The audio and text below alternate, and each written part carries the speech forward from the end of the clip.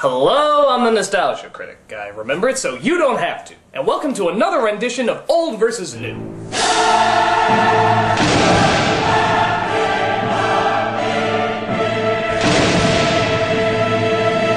Seeing how we're so close to Thanksgiving, I thought it'd be great if we talked about a pair of Thanksgiving movies.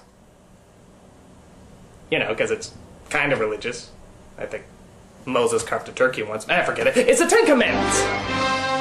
In 1956, one of the greatest directors of all time, Cecil B. DeMille, made one of the most famous films of all time, The Ten Commandments. Actually, it was a remake of his already popular epic from the 1920s. I guess he just wanted to up the epicness. And I know I should probably do an old versus new on these two films, but seeing how they both had the same director, I think it's kind of cheating. The 56 version is of course considered a classic, and no major studio would dare try to top it. That is until Dreamworks came along and tried to tell the same story as an animated musical. Interesting choice. When you hear Bible mixed with musical and Disney-style animation, you automatically think disaster. But The Prince of Egypt was actually a decent remake. It wasn't telling the exact same story, it had different angles, a different scale, and a different spin on the main characters. And in my opinion, is a very underrated animated film. But still, which one holds up the best, the original classic or the anime reimagining? Well, let's dive right into the land of milk and honey. That would be nice, but I'm talking about the movies. This is Old versus New, 10 Commandments versus The Prince of Egypt.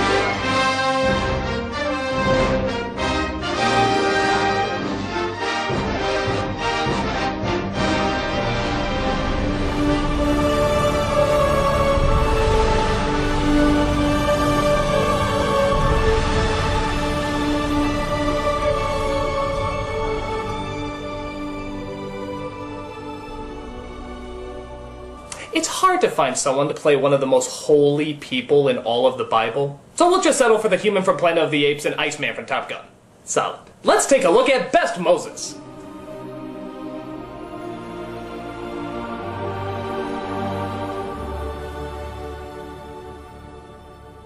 Like many of the elements in this comparison, these two performances couldn't be any more different. Charlton Heston's Moses is very much like a prodigy, even before he speaks with God. Let your own image proclaim my loyalty for 1,000 years. Who would take a throne by force that he has earned by deeds? Where Val Kilmer's Moses is seen much more as the everyman, the person who fell into his leadership rather than seeking it out. I was the Prince of Egypt, the son of the man who slaughtered their children. You've chosen the wrong messenger.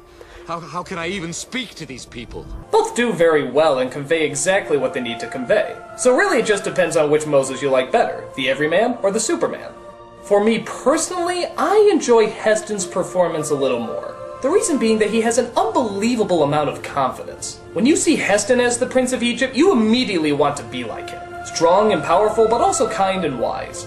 I warn you, Moses, the temple grain belongs to the gods. What the gods can digest will not sour in the belly of a slave. Everything he says has such weight to it. He was destined for greatness even before he found his true calling. If you were told this guy was going to be your leader, you'd follow him in a heartbeat. Okay, you'd recommend a good hair salon first, but you would follow him. The city is built of brick, Pharaoh. The strong make many, the starving make few. The dead make none.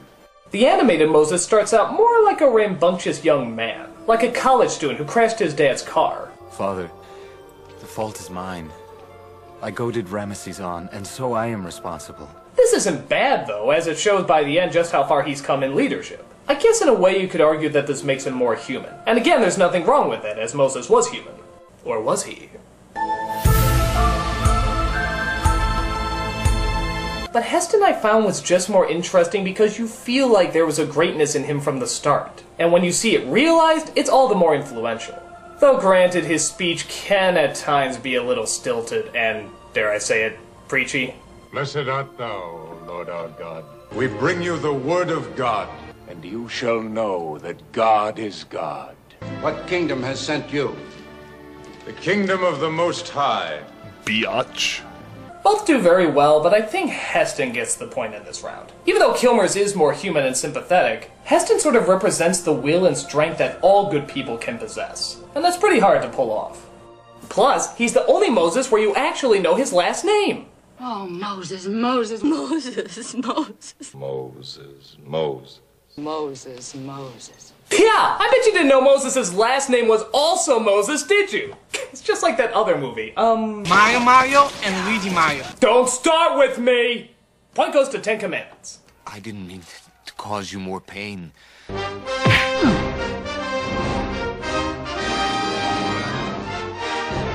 But what about the villain? Ramesses is one of the greatest villains of all time. But, did you know that him and Moses were brothers? Oh, you didn't know that. Sorry, I didn't know. This is the best Ramesses.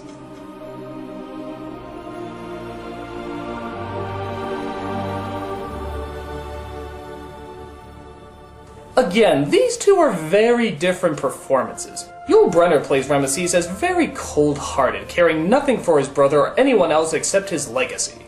Here is your kingdom, with the scorpion, the cobra, and the lizard for subjects. Free them if you will. Leave the Hebrews to me. What an asshole!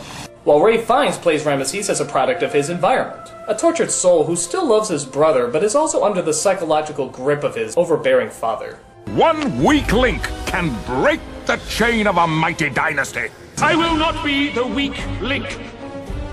Because of this, the Ramesses in Prince of Egypt comes across as more tragic. You know why he's making his decisions and how much it destroys him inside to declare war on his own brother. Why can't things be the way they were before? Look at this scene, for example. This is one of the best bits of animation I've ever seen. It's just as Moses tells Ramesses that he hasn't returned to be his brother, but rather he's returned to be his enemy. The whole gamut of emotions is ran here. I can no longer hide in the desert while they suffer. At your hands. Sadness, anger, regret, frustration, and vengeance. All in just 40 seconds. That's pretty impressive. The Ramesses in 10 Commandments is good too, but in a different way. He's likable because of how despicable he is. He's cunning, he's manipulative, and he doesn't care who knows it. Just look at how he talks to the woman who will one day be his wife. I could never love you. Does that matter? You will be my wife. You will come to me whenever I call you. I will enjoy that very much. What a dickhole. There's great passion and rage that's brought out of this performance, but still, I gotta say Ralph Fiennes' version is better. He's simply more complex and sympathetic, but he can also be just as menacing as well. There shall be a great cry in all of Egypt, such as never has been or ever will be again. It's a juicy performance right out of Shakespeare, and he's portrayed just perfectly. They pull you into the drama by pulling us into his drama, having to choose between family and legacy. Just about everything you could possibly want in a character is in this performance, and I think that's more than point-worthy. Point goes to Prince of Egypt. Does that matter?